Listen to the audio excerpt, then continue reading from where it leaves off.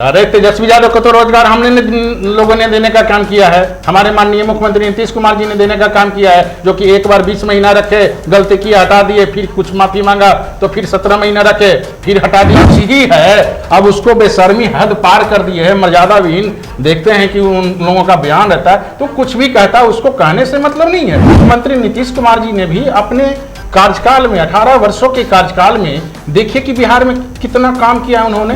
तो जिस तरक्की के आयाम तक उन्होंने पहुंचाया है वो तो भारत तो छोड़ दिए, पूरा विश्व उनको गुरु मान रहा है। बिहार का मुखिया सीएम होते हैं तो रोजगार वो न देंगे किसी को, ये किसको रोजगार देंगे? ये तो खुद रोजगार लेने आते हैं हमारे के यहाँ। और अगली बार जान लीजिए, अगली बार इनकी दुकान बंद हो जाएगी। काम काजू अंधे हैं, जाकर देखिए तो काम काज किस क्षेत्र का मांग रहे हैं वो, चिकित्सा के क्षेत्र में जाकर देखिए। नमस्कार, आप देख रहे हैं NBC 24 और मैं हूं आप सभी के साथ ब्रह्मचारी आशीष। और जहां चंद दिन लोकसभा चुनाव को लेकर के रह गए हैं, वहीं कहीं ना कहीं तेजस्वी प्रसाद यादव का लगातार तंज है कि प्रधानमंत्री मोदी डर गए हैं बिहार में, और उसकी कारण वो लगातार रैलियां कर रहे हैं। हमारे साथ जुड़ रहे हैं जदयू मीडिया पैनलिस्ट मधुरेंदु पांडे जी। स्वागत है मधुरेंदु जी आपका। सबसे बड़ा सवाल जो उठा रहे हैं तेजस्वी प्रसाद यादव की मोदी डर गए हैं, इसलिए बार बार बिहार दौरा कर रहे हैं, क्या कुछ कहेंगे? मोदी जी थोड़े डर गए हैं। मोदी जी क्यों डरेंगे भाई?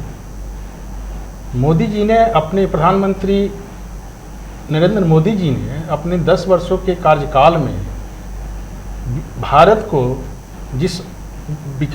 जितना विकास उन्होंने किया है और भारत को जिस तरक्की के आयाम तक उन्होंने पहुंचाया है, वो तो भारत तो छोड़ दिए, पूरा विश्व उनको गुरु मान रहा है। मोदी जी क्यों डरेंगे? मोदी जी ने तो भारत को आर्थिक स्थिति पर विश्व का सबसे तीसरा नंबर पर स्थान दिलवाया है उन्होंने। विदेश नीति में आज देखिए भारत की तूती बोलती है। बड़े बड़े जो कंट्री हैं, अमेरिका हुए चाहे रसिया हुए, सब भारत की बातों को तवज्जो देता है। मोदी जी क्यों डरेंगे? मोदी जी डरने वाले क्यों हैं? मोदी जी के नेतृत्व में देखिए कि भारत चंद्रयान पर पहुंच चुका है, मंगलयान पर पहुंच चुका है, सूर्ययान के लिए तैयारी कर रहे हैं। भारत में इतने आप देखिए कि नेशनल हाईवे है, railway track, Vande Bharat train, क्या चीज नहीं मोदी जी ने किया है देश तो के लिए। ये जो फायर ब्रांड मोदी एक चेहरा बना लिए हैं आप लोग, विपक्ष को यही समस्या है, क्षेत्रीय मुद्दों पर बात नहीं होता। नहीं, आप क्षेत्रीय मुद्दों पर बात कीजिए ना हमसे। मोदी जी राष्ट्रीय स्तर के नेता हैं, राष्ट्रीय जनतांत्रिक गठबंधन के नेता हैं, तो मोदी जी हैं। बिहार के लिए तो हमारे माननीय मुख्यमंत्री नीतीश कुमार जी हैं। माननीय मुख्यमंत्री नीतीश कुमार जी ने भी अपने कार्यकाल में 18 वर्षों के कार्यकाल में देखिए कि बिहार में कितना काम किया उन्होंने। अगर किसी को दिखाई नहीं देता है, चाहे झूठ फरेब ऐसे ही फैलाए, वो अलग चीज है। नहीं तो दावा तो तेजस्वी यादव कर रहे हैं, रोजगार दिया हमने 1,22,000। अरे तेजस्वी यादव को तो रोजगार हमने लोगों ने देने का काम किया है। हमारे माननीय मुख्यमंत्री नीतीश कुमार जी ने देने का काम किया है, जो कि एक बार 20 महीना रखे, गलती की हटा दिए, फिर कुछ माफी मांगा तो फिर 17 महीना रखे, फिर हटा दिए गलती किया तो वो क्या रोजगार देगा? उसको रोजगार देने की अपनी क्या स्थिति है? बिहार के सीएम, आप एक मिनट सुनिए, बिहार का मुखिया सीएम होते हैं तो रोजगार वो न देंगे किसी को, ये किसको रोजगार देंगे? ये तो खुद रोजगार लेने आते हैं हमारे के यहाँ। और अगली बार जान लीजिए, अगली बार इनकी दुकान बंद हो जाएगी राजद की। ये अपनी माता पिता के कार्यकाल में जो काम उपलब्धि, जो भी उपलब्धि है, वो तो जनता के बीच में रखे नहीं तो मेरा एक सवाल होगा कि मुख्यमंत्री नीतीश कुमार भी तो रोजगार लेने के लिए चले जाते हैं ना, कभी बीजेपी की तरफ तो कभी आरजेडी की तरफ, जब उनको मुख्यमंत्री पद चाहिए होता है। नहीं, मुख्यमंत्री जी कहाँ जाते हैं? मुख्यमंत्री तो एक है और एक है। 18 वर्षों से वो पद कहीं नहीं जा रहा है। वो कहाँ जा रहे हैं? जिसको जरूरत है वो सट रहा है, थोड़ा सा गलती कोई कर रहा है उसको ठीक कर दे रहे हैं।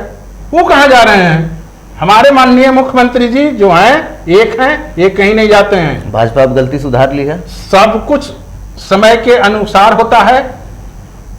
राजद की जो व्यवस्था थी, उन्होंने जो गलती किया, तनिक सा देर हमारे माननीय नेता ने नहीं की उसको निकालने में।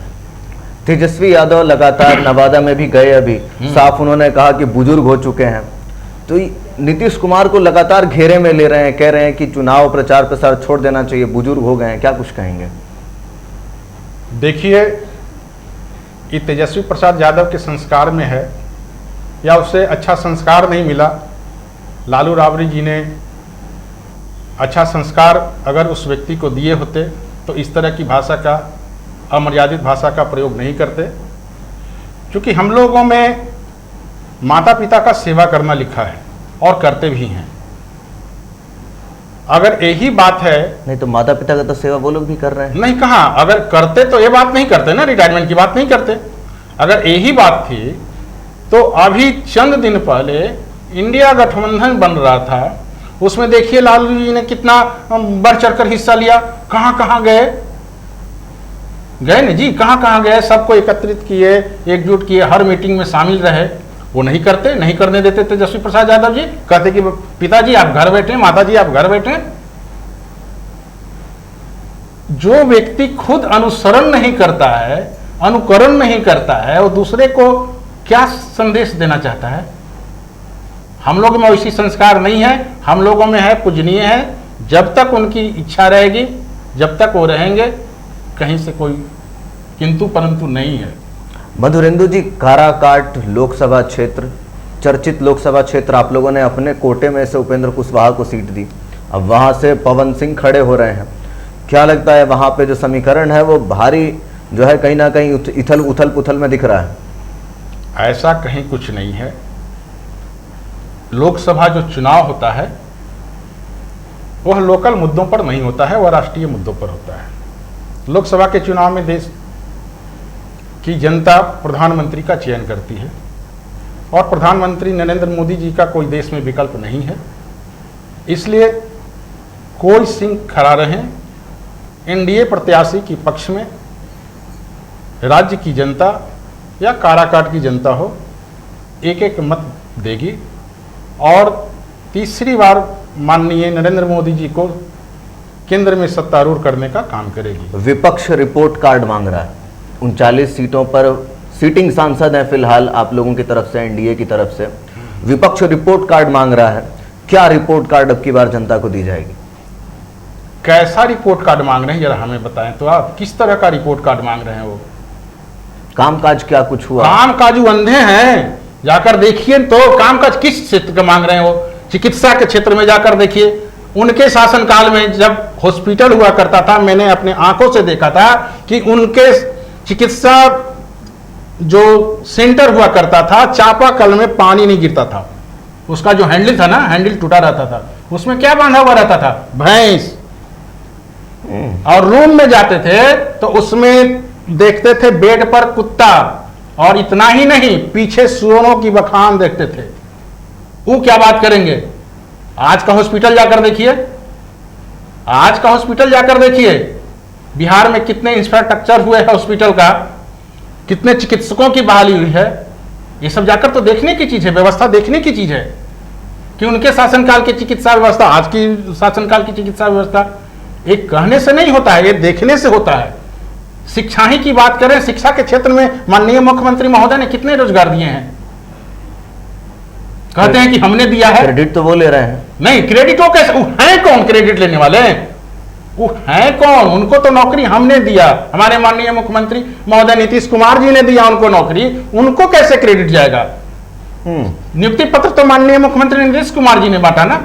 सरकार का मुखिया कौन होता है? वो जनता को वो जान लें कि वो जनता नहीं है जो उनके शासनकाल में जनता थी, जो गरीबों, दलितों, पिछड़ों, अल्पसंख्यकों के मसीहा बन के ठगने का काम करते थे सबको। वो जनता आज की जनता नहीं है। नीतीश जी ने सबको शिक्षा हर घर में पहुंचा दिया है। अच्छा मधुरेंदु जी, एक बड़ा सवाल होगा, जिस तरीके से लगातार भाजपा 400 पार का नारा दे रही है, विपक्ष एक तरफ भारी एकजुटता में दिख रहा है, लोगों का समर्थन भी लोगों को कहीं ना कहीं विपक्ष को मिल रहा है, तो अब की बार क्या लगता है वोट परसेंटेज, सीटों में कुछ गिरावटें देखने को मिल सकती हैं? कहां विपक्ष मजबूत है जी? विपक्ष का नेता बता दीजिए तो आप हमको। कौन है प्रधानमंत्री का उम्मीदवार विपक्ष में? विपक्ष में कौन प्रधानमंत्री का उम्मीदवार है? लोकसभा चुनाव के बाद देखिएगा अपनी डपली अपनी राग। लोकसभा चुनाव के पहले ही कितने दल अपनी डपली अपनी राग अपना रहे हैं, चुनाव के बाद देखिएगा क्या होगा। और तेजस्वी यादव और राजद पर भरोसा नामुमकिन, ये सब अलग हो जाएंगे। कोई नेता है जी विपक्ष में? विपक्ष तो अपने हताश और निराश है। काम के बदौलत मेरा नारा है 400 के पार। काम किए हैं प्रधानमंत्री नरेंद्र मोदी जी और बिहार के माननीय मुख्यमंत्री नीतीश कुमार जी। किस क्षेत्र की बात कर रहे हैं? कौन सा ऐसा घर है, कोई ऐसा घर आप बता दीजिए कि वो घर का व्यक्ति मुख्यमंत्री के द्वारा चलाए गए कार्यक्रम एवं योजनाओं का लाभ नहीं लिया हो?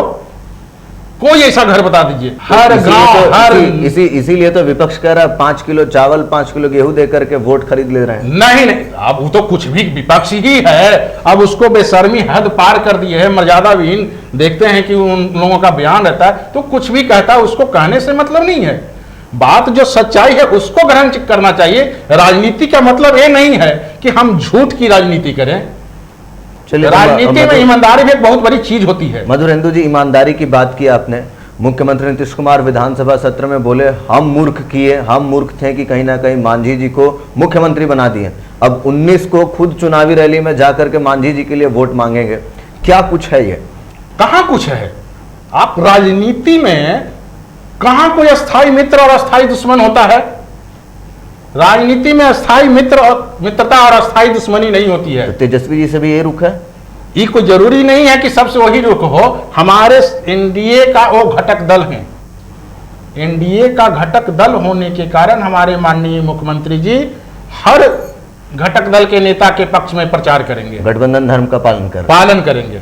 चलिए, तो साफ साफ कहीं ना कहीं जदयू पैनलिस्ट मधुरेंदु पांडे का कहना है कि अपनी डफली अपना राग बजाते हुए मिलेंगे चुनाव के नतीजे आने के बाद। उसी के साथ साथ उन्होंने कहा कि काम का रिपोर्ट कार्ड जो मांगते हैं, हर घर में कहीं ना कहीं लाभार्थी बैठे हुए हैं जो केंद्रीय योजनाओं को कहीं ना कहीं लाभ प्राप्त कर रहे हैं। उसी के साथ साथ साफ कहा कि 400 पार जो है अब की बार जो नारा है वो कहीं ना कहीं सफल होगा, क्योंकि कामकाज प्रधानमंत्री मोदी के नेतृत्व में हुआ है। विदेश नीति को लेकर के कह रहे थे। बहरहाल बने रहिए NBC 24 पर। क्या कुछ होगा ये देखने वाली बात होगी। धन्यवाद।